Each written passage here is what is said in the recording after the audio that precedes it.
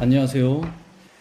최근에 차별금지법 발의로 인해 기독교인들이 반대 청원을 하고 여러 목사님들께서 차별금지법에 대한 반대 입장을 성도들께 전해주시고 있습니다. 사실 지금 이슈가 되고 있는 차별금지법은 이미 2007년부터 제정하려고 했으나 계속되는 반대로 지금까지 통과되지 못한 상태입니다. 우리 교회도 성도 여러분들께 차별금지법에 대해서 말씀을 좀 드리고 함께 기도하는 것이 필요하겠다 싶어서 지난 수요 예배 때 설교를 했었는데요.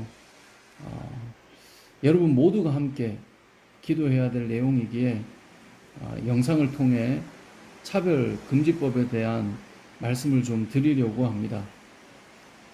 먼저 차별금지법을 말하기 전에 우리가 기억해야 할 것은 기독교 정신입니다. 하나님께서는 고아와 과부와 나그네를 돌보라고 말씀하셨습니다. 이들은 당시로 보자면 사회적 약자요, 도움이 필요한 자들입니다. 그러니까 하나님께서는 사회 구성원 안에 약한 자들, 소외된 자들, 차별받는 자들을 도우라고 말씀하셨습니다. 그들 역시 하나님의 형상으로 지음받은 소중한 존재라는 사실을 우리는 기억해야 되고요. 하나님께서 그들에게 부여하신 인권이 부당하게 차별받지 않도록 하는 것이 기독교 정신입니다. 그래서 한국 땅에 복음이 들어왔을 때 여전히 양반과 종이 있는 신분제도 속에서도 교회는 평등한 사회를 이루는데 중요한 역할을 했었고요. 사회적으로 천하게 여겨진 사람들이나 가난한 사람들 그리고 여성들에게도 교육을 받을 수 있는 기회를 제공하며 그들을 한 인격체로 존중해 주었음을 우리는 잘 알고 있습니다. 자, 이러한 기독교 정신을 우리가 생각해 본다면 우리는 당연히 이 차별금지법을 찬성해야 됩니다. 사회에서 소수이기 때문에 약자이기 때문에 한 인격이 차별을 받고 고통을 받는 일을 우리는 간과할 수 없는 것이죠. 그런데도 왜 현재 기독교는 차별금지법이 통과되는 것을 반대할까요? 흔히 우리가 많이 들었던 이야기가 이 동성애를 죄라고 말하거나 또 목사가 이렇게 설교를 하면 벌금을 물거나 뭐 잡혀가서 실형을 살게 되는 일이 일어날 수 있다라는 이야기를 많이 했어요. 이 부분에 대해서는 차별금지법을 발의했던 장혜영 의원께서 언론을 통해 이건 목사처벌법이 아니다라고 말해 주었습니다. 다시 말해 목사님들이 설교 중에 동성애는 죄라는 식의 설교를 하는 것이 문제되지 않는다는 거예요. 왜냐하면 종교단체 안의 신념은 종교적 자유에 해당하는 겁니다. 그래서 그 교회라고 하는 영역에서 종교단체 안에 기독교의 신념으로 말씀을 전하는 것이 괜찮다는 거죠. 신자들 간에 그러한 나눔을 하는 것이 문제가 안 된다는 거예요. 단지 차별금지법의 영역은 공적 영역이라는 거예요. 교육기관이나 그래서 교육기관의 교육이나 직업훈련, 뭐 행정서비스 또는 뭐 고용 등과 같은 여러 공적 영역에 해당되는 거지 교회 안에서 이루어지는 사적 영역에서는 무관하다는 거죠. 물론 종교기관이 교회가 운영하는 사회복지단체나 어떤 기관 등은 공적 자금을 지원받기 때문에 그곳은 이제 공적 영역에 포함되니까 거기에서는 안 된다는 거죠. 그럼 우린 생각하겠죠. 아니 그러면 교회 안에서 우리의 신앙을 지키며 얼마든지 이건 죄라고 말씀을 전하고 함께 신앙을 지키며 살아갈 수 있는데 왜 차별받고 고통받는 자들을 위한 차별금지법을 이렇게 반대하는가? 그런 생각이 들지 않습니까? 차별금지법, 이 법 이름만 보면 당연히 마땅히 통과시켜야 되는 것이 기독교 정신이라고 봅니다. 그러면 이 발의한 법안의 내용을 한번 봅시다. 우리가 그냥 감정적으로 이 이름만 보고 왜 차별을 금지하는 것을 막냐, 기독교는 왜 그러냐 이렇게 보기 전에 이 법안의 내용을 보고 이 안에 무슨 내용이 있는가를 좀 봐야 되겠죠. 법안의 내용을 보기 전에 먼저 하나의 이야기를 좀 드려보고 싶습니다. 여름입니다. 올여름은 아직까지는 생각보다 덥진 않지만 제가 여러분의 건강을 위해 삼계탕을 좀 대접하려고 합니다. 닭을 사서 오래 끓이고요. 건강에 좋은 인삼, 대추, 밤 여러 가지 약재료를 넣고 이제 삼계탕을 준비했어요. 너무너무 건강한 냄새가 막 나요. 느껴지시나요? 먹기만 해도 기력이 회복될 것 같은 삼계탕, 성우표 삼계탕. 네, 간을 위해서 이제 소금을 조금 넣고 후추를 위해 삭착착 이제 뿌립니다. 아, 너무 맛있겠죠? 그리고 마지막으로 양념통에 넣어둔 청산가리를 제가 그 삼계탕에 착착착 3번 뿌려줍니다. 여전히 건강한 냄새가 나는 삼계탕이죠. 자, 이것을 여러분 앞에 내어놓는다면, 자, 여러분은 이 삼계탕을 드실 수 있을까요? 뭘 고민합니까? 못 먹죠. 왜요? 청산가리가 들어갔잖아요. 아무리 좋은 약재가 수십 가지가 들어갔다 해도 그 속에 독이 되는 것이 하나라도 있다면 그건 약이 아니라 독이 되는 거예요. 그래서 먹을 수 없는 겁니다. 차별금지법의 내용을 보면 이와 비슷합니다. 너무 좋아요. 필요해요. 그런데 법안을 한번 읽어봐야 하는 이유가 있는데요. 그 속에 왜 이것이 들어있지? 라고 하는 내용이 이 안에 있기 때문입니다. 뭐 감정으로 옳으냐 그르냐 하지 말고 훌륭한 국회의원들께서 발의한 법안 내용을 한번 읽어봅시다. 여러분을 위해 법안 이 발의 내용을 파일로 준비했습니다. 이제 우리 교회 카톡방에 올려드린 것을 여러분이 출력해서 보시면 되지만 혹시 제가 영상으로 올릴 수 있으면 이 내용과 오디오와 한번 합쳐서 올려보도록 하겠습니다. 내용은 이렇습니다. 여러분 혹시 출력하신다면 제가 출력한 출력물을 같이 보면서 보면 좋겠는데요. 차별금지 법안 그 밑에 장혜영 의원 대표 발의되어 있죠. 의안번호 1116 발의 연월일 2020년 6월 29일 발의자 오른쪽 위에 나와 있죠. 장혜영, 심상정, 배진교, 강은미, 이은주, 류호정, 권인숙, 이동주, 강민정, 용해인 의원 10인 이 10명을 채워서 발의를 했습니다. 자, 제안 이유를 봅시다. 헌법은 누구든지 성별, 종교 또는 사회적 신분에 의하여 정치적, 경제적, 사회적, 문화적 생활의 모든 영역에 있어서 차별을 받지 아니한다고 규정하고 있습니다. 자, 헌법은 누구든지 이러이러이러한 영역에서 차별을 받지 아니한다고 규정하고 있어요. 맞는 말이죠.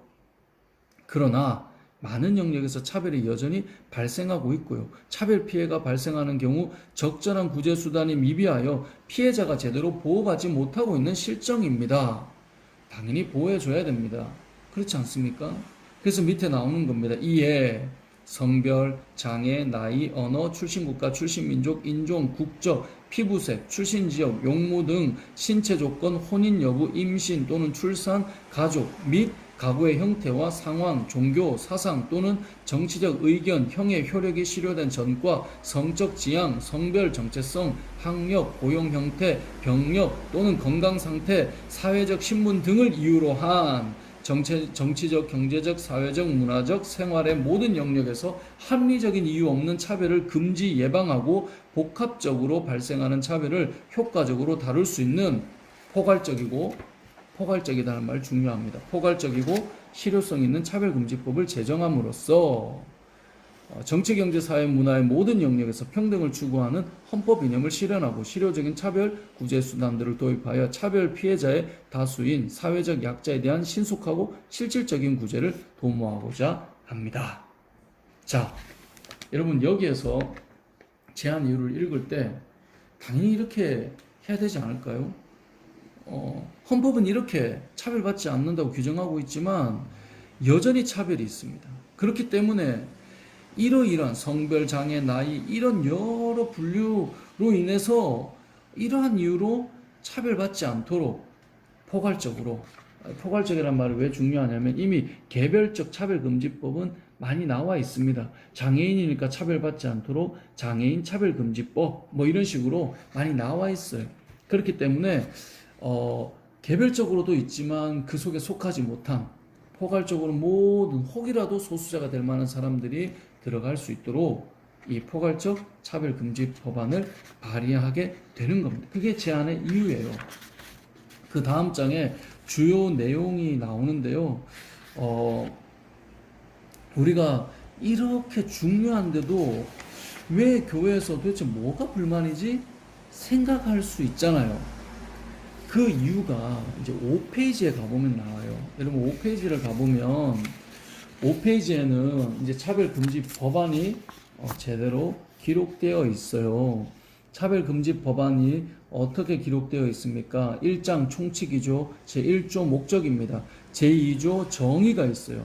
자, 이 법에서 사용하는 용어의 뜻은 다음과 같다. 자, 이제 여기에 우리가 기억해야 될 게 몇 가지 있어요. 자, 이 법에서 사용할 용어의 뜻은 다음과 같다. 우리 기억하십니까? 앞서 이에 성별, 장애, 나이, 언어, 출신국가 이러한 것들로 인해서 차별받으면 안 돼요. 성별로 차별받으면 안 되죠. 남자라고 차별받거나 여자라고 차별받으면 안 돼요. 그죠? 자, 그러면 성별의 정의를 어떻게 내리고 있을까요? 제2조의 1번을 보십시오. 제가 읽어볼까요? 성별이란 여성, 남성, 그 외에 분류할 수 없는 성을 말한다. 이상하죠? 성별은 여성, 남성이어야 하는데 그 외에 분류할 수 없는 성을 말한대요. 다시 말해 그 외에 분류할 수 없는 성이라고 하는 것은 수많은 우리가 알지 못하는 성도 이 안에 포함되어 있다라는 걸 말해요. 하나님께서는 남자와 여자를 만드셨습니다. 남자와 여자가 아닌 다른 성이 있나요? 우리는 없다고 말하는데요. 세상은 있다고 말해요. 수많은 젠더가 있다라는 거예요. 그래서 젠더 중에는 우리가 말하는 남자인데 여자로, 여자인데 남자로. 그래서 트랜스젠더죠. 어떤 분들은 내가 남자의 몸이지만 수술은 못 하겠어요. 부작용도 많고 남자로 갔다가 또 여자로 돌아오기도 하고 이런 경우가 참 많이 있더라고요. 또 수술을 안 하는 거예요. 수술을 안 해도 인정이 되는 거예요. 그러니까 남자의 몸이지만 여자로 느낀다면 여자로 인정해줘요. 여자의 몸이지만 자신을 남자로 느낀다면 남자로 인정해줘요. 그러니까 여러분이 화장실에 갔는데 어떤 남자가 여자 화장실에 들어왔어요. 깍! 소리를 질러요. 왜 여자 화장실에 들어왔냐고. 그러자 말해요. 전 여잔데요. 아니 누가 봐도 남잔데 여자라는 거죠. 유럽과 북미는 성중립 화장실이 확대되고 있습니다. 성중립 샤워장도 확대되고 있어요. 그러면서 사건 사고가 점점 많아지고 있는데요. 이 사실에 대해서는 너무나 침묵하고 있습니다. 내가 볼 때 남자인데 본인이 여자라 하면 몸은 그대로 남자, 수술하지 않아도 여자라는 거예요. 이게 문제인 거예요. 젠더의 종류 중에는요, 조금만 검색해 보시면 젠더 플루이드라고 하는 것도 여러분 볼 수 있을 거예요. 이건 물 흐르듯이 바뀐다는 거예요. 아침엔 남자예요. 난 남자 같아. 저녁에는 난 여자 같은데 저녁에는 몸은요 상관없어요. 자기가 느끼는 대로 성은 선택해요. 그리고 그걸 인정해 줘야 돼요. 그래서 내가 남자로 아침엔 남자였다가 저녁엔 여자였던 것에 대해서 차별을 받으면 안 되는 거예요. 이것이 차별금지법에서 말하는 성별입니다. 여성, 남성, 그 외에 분류할 수 없는 수많은 젠더들을 말해요. 이것으로 인해 일어나는 범죄와 사건들이 얼마나 많이 우리를 위협하고 일어나고 있는지를 우리는 사실 알 수 있어야 되는데 그 부분을 가려놓고 있어요. 자, 이러한 성별의 문제로 인해서 일어나는 거, 내가 볼 땐 남자인데 너 왜 여자야? 그것이 5번에 나오는 내용이에요.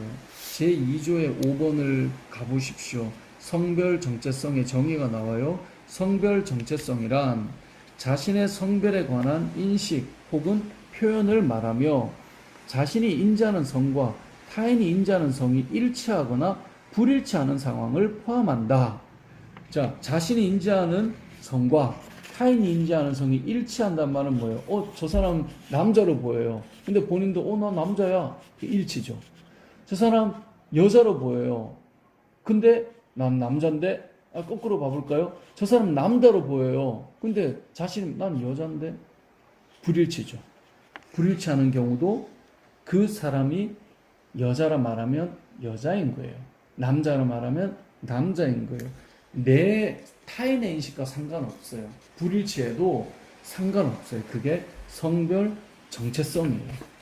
자, 이러한 일들로 인해서 일어나는 문제들이 너무나 많습니다. 올해 2월에는 재밌는 기사가 났습니다. 미국 고교 여자 육상 선수들이 소송을 걸었어요. 트랜스젠더 선수들이 육상 경기에 출전하지 못하게 해달라는 거예요. 왜냐하면 남자와 여자가 달리기를 해요. 여러분, 같은 운동선수라면 100m 달리기를 할 때 남자가 빠를까요? 여자가 빠를까요? 남자가 빠르죠. 뭐 예전에 페미니스트들 중에는 어릴 때부터 남자가 더 강하다고 배웠기 때문에 더 강하다는 식으로 이야기하던데 그렇지 않아요. 실제로 100m 달리기를 남자와 여자가 같이 해야 된다면 늘 남자가 이기지 않을까요? 그런데 이 고교 여자 육상 선수들이 왜 소송을 걸었냐면 트랜스젠더 선수들이 같이 경기를 하는 거예요. 그러니까 남자의 몸인 그 사람들이 자기는 여자라고 말하면서 여자 경기에 나가니까 트랜스젠더 선수가 우승을 독식하고 있어요. 그러니까 여자들이 우승할 기회를 박탈당하고 있다고 소송을 건 거예요. 그랬더니 트랜스젠더 선수와 인권협회에서 이건 성차별이라고 엄청나게 반발했어요. 차별인가요? 남자의 몸을 가진 운동선수가 어느 날 자기는 여자로 느끼는 거예요. 여자 경기에서 뛰어서 금메달을 땄어요. 여자들이 생각할 때 아니 어떻게 너가 우리와 같이 경기를 해? 라고 생각하는데 이렇게 하면 문제가 돼요. 포괄적 차별금지법이 통과된 외국의 사례들을 말씀드리는 거예요. 격투기 선수 중에 여성 경기에 출전한 트랜스젠더도 있습니다. 펠런 폭스라고 하는 사람인데요. 남자였는데 본인을 여자라고 생각하는 트랜스젠더입니다. 이 사람과 경기한 상대 여성 선수는 두개골이 골절되고요. 뇌진탕을 입었어요. 여성부 경기에서 뛰는 남자 몸을 가진 여자. UFC라고 하는 격투기 단체의 챔피언이었던 론다 로우지라는 사람은 이 사람과 경기가 잡혔을 때요. 나는 여자와 싸우고 싶다라고 말을 했어요. 그래서 경기를 회피했거든요. 그러자 성차별이라고 반발이 일어났어요. 론다 로우지가 볼 때는 저 사람은 상대 선수는 남자라서 여자와 싸우고 싶다 했는데 이것 때문에 난리가 난 거예요. 왜냐하면 여잔데 성차별을 했다라는 거예요. 어떤 선수는 트랜스젠더 선수 이 펠런 폭스를 비난했다가 상당한 벌금과 함께 경기 출전 정지라는 징계를 받게 돼요. 아무리 봐도 근육질의 남자인데 자신을 여자로 느끼는 거죠. 내가 볼 땐 남자인데 그가 볼 땐 자신은 여자예요. 성별 정체성의 불일치이지만 이것으로 차별할 수 없어요. 최근에 트랜스젠더 운동선수들이 점점 많이 등장하고 있고 부각되고 있습니다. 여러분, 무엇이 차별일까요? 4번의 성적 지향도 보십시오. 성적 지향이란 제2조 정의입니다. 정의의 4번 성적 지향이란 이성애, 동성애, 양성애 등 감정적, 호의적, 성적으로 깊이 이끌릴 수 있고 친밀하고 성적인 관계를 맺거나 맺지 않을 수 있는 개인의 가능성을 말한다. 성적 지향이라고 하면 우리 그리스도인들은 이성 간의 성적인 연합을 말해요. 그런데 세상은 이렇게 말해요. 이성애, 동성애, 양성애 등이란 말은 뭘까요? 내가 성적으로 끌리는 성적인 관계를 맺고 싶은 끌리는 모든 것들이 가능하다라는 거예요. 여러분, 이 수많은 성적 지향으로 인해 일어날 수 있는 범죄 너무나 많이 있음을 우리는 간과하지 말아야 돼요. 하지만 그것에 대해 말할 수 없어요. 왜냐하면 나의 성적 지향이기 때문에 그것을 말하는 것은 문제가 되는 거예요. 왜요? 차별금지법 때문에 그런 것입니다. 부모가 자녀를 낳아도요, 남자, 여자 성별을 이제 쓰지 못하는 곳이 생기고 있다고 합니다. 왜요? 성별 정체성을 자기가 결정해요. 부모는 몰라요. 그래서 unknown, 모름. 이런 문제를 여러분 교회에서 목사가 성도에게 알려주는 것만으로 괜찮다고 생각하면 그건 큰 오산입니다. 법안을 보면 공적 영역에서 이 차별금지법에 대해서 작용하는 거니 교회는 걱정하지 마라 이거거든요. 그런데 여러분 공적 영역의 교육기관, 자라는 아이들이 배우는 학교, 우리 아이들이 자라나는 그 교육받는 곳, 거기에서 남자와 여자가 있다라고 못 가르쳐요. 남자와 여자가 있다라고 하면 처벌을 받아요. 왜요? 남자와 여자와 그 외에 분류할 수 없는 수많은 성이 있다라고 배워야 해요. 이렇게 배워야 하는 거예요. 이 부분에 대해서 기독교인 믿음의 교사나 성도들이 가르칠 수 없어요. 그래서 역차별이라는 말이 나오는 거예요. 그렇게 주장하는 것이 있을 수 있지만 오케이. 하지만 남자와 여자일 수 있다라고 가르치는 것 자체가 안 되는 거예요. 교회 이야기가 아니라 세상이었어요. 우리 아이들은 자라나면서 본인이 남자인지 여자인지 본인이 느끼는 대로 본인이 결정을 해야 돼요. 외국의 사례를 보면 수많은 아이들이 성 정체성의 혼란이 찾아와서 트랜스젠더로 수술도 하고요. 그리고 보니 후회가 돼서 돌이키는 수술도 하고요. 그것으로 인해 몸에 문제도 일어나고요. 화장실에서 수많은 일들이 자꾸 벌어져요. 이게 문제가 되어도 누구도 말할 수 없어요. 왜요? 공적 영역에서 성별, 성적 지향, 성별 정체성에 대해서는 이렇게만 가르쳐야 되기 때문에 그래요. 남자가 여성스러울 수 있습니다. 그때 우리는 여성스러운 남자라고 말을 해왔습니다. 여자가 남자 같아 보여서 보이시하다라고 말하지만 보이는 아니에요. 남자가 남자를 좋아할 때 우리는 우정이라고 말했고요. 서로 성적으로 쾌락을 추구하는 것은 바람직하지 않다라고 말해왔어요. 네, 이러한 내용들이 사라져요. 남자와 여자가 있다고 말하는 사람도 사라져요. 남자가 여성스럽다는 없어요. 그냥 너는 그러면 여자거나 또 다른 제3의 젠더가 되어야 하는 거예요. 어떤 사람이 어떤 정체성이 있는데 다양한 기질을 가진 것이 사라져요. 수많은 젠더의 한 부분으로. 그래서 제가 듣기로는 벌써 젠더 종류는 수십 가지가 넘는데요. 본인이 만들어내는 젠더인 거죠. 과연 이것이 바람직한 것일까요? 사랑하는 성도 여러분, 차별금지법은 너무나 필요하고 중요한 법안입니다. 제한 이유에 저는 전적으로 동의합니다. 제한 이유가 무엇이었습니까? 헌법은 누구든지 성별, 종교 또는 사회적 신분에 의하여 정치적, 경제적, 사회적, 문화적 생활의 모든 영역에 있어서 차별을 받지 아니해야 한다. 맞아요.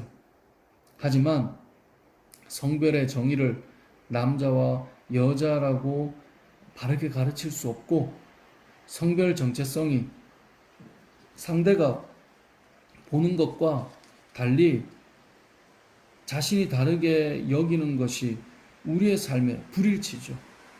분명히 여자로 봤는데 아니면 남자로 봤는데 본인이 여자라고 해서 다가와서 일어나는 수많은 위험의 요소들이 있음을 가르쳐주지 못하고 성적 지향이 내가 좋으면 이성이든 동성이든 양성이든 더 나아가 소아성이든 동물이든 어떤 것도 상관없다는 것이 되어간다면 그것이 얼마나 우리가 육체적으로 병들게 되고 심리적으로 병들게 되는지를 가르쳐주는 사람들 자체가 법적으로 제재를 받아버린다면 너무나 좋은 차별금지법 안에 독이 담기는 것입니다.